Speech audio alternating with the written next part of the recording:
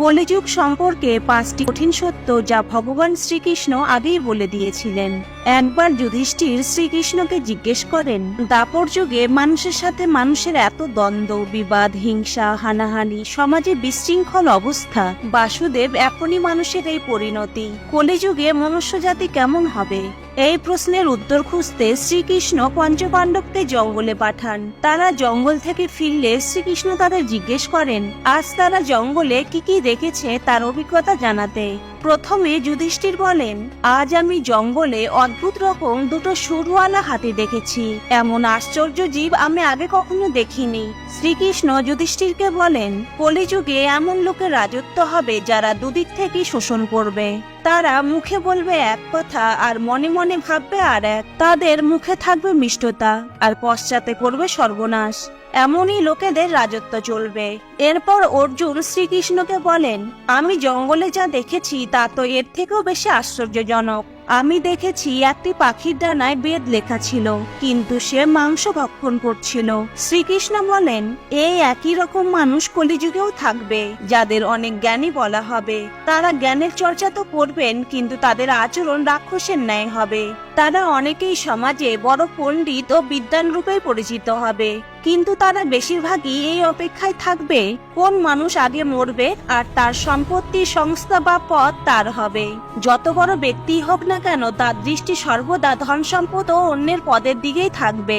এরপর ভীম বলেন, আমি দেখেছি একটি গরু তার বাছুরকে এতটাই চাটছিল যে বাছুরটি তার মায়ের মমতায় রক্তাক্ত হয়ে গিয়েছিল।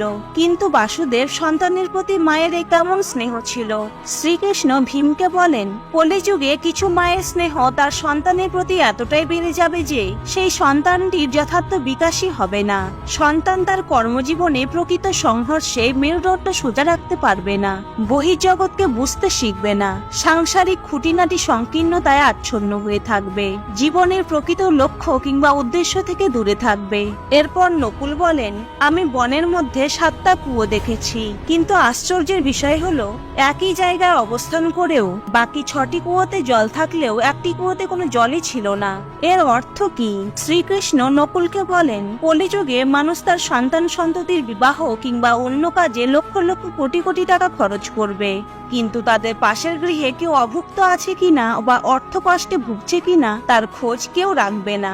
বিলাসবহুল জীবনে বিনা কারণে অর্থ খাদ্য নষ্ট করবে, কিন্তু যাদের যথার্থই প্রয়োজন তাকে সাহায্যের চিন্তাও করবে না। তারা তাদের জীবনের শাশ্বত সত্যকে ভুলে যাবে, আমরা যে সকলে পরমাত্মার অংশ এবং দিন শেষে আবার সেই পরমাত্মার মধ্যেই সকলকে মিশে যেতে হবে তা তারা ক্ষণিকের জন্য ভুলে যাবে।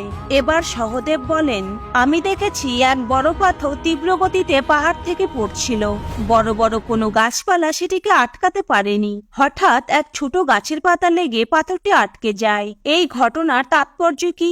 তখন শ্রীকৃষ্ণ বলেন, কলিযুগে কিছু মানুষের মানসিকতা খুবই নিম্ন প্রবৃত্তির হবে। তাদের অনেকের জীবন পতনের শেষ সীমায় পৌঁছে যাবে। তবে ওই ছোট বৃক্ষটির ন্যায় একটি ছোট হরিনাম জপ করলেই মানুষ তার সমস্ত পাপ থেকে মুক্তি পাবে, তার জীবন পতনের হাত থেকে রক্ষা পাবে। বন্ধুরা, মহাভারত সময়ে ভগবান শ্রীকৃষ্ণ যে 5টি কঠিন সত্য বলে গিয়েছিলেন তা আজ কলিযুগে আমরা পদে পদে লক্ষ্য করছি। এমন ভিডিও পেতে প্লিজ ফলো করে সাপোর্ট করুন। Thank you.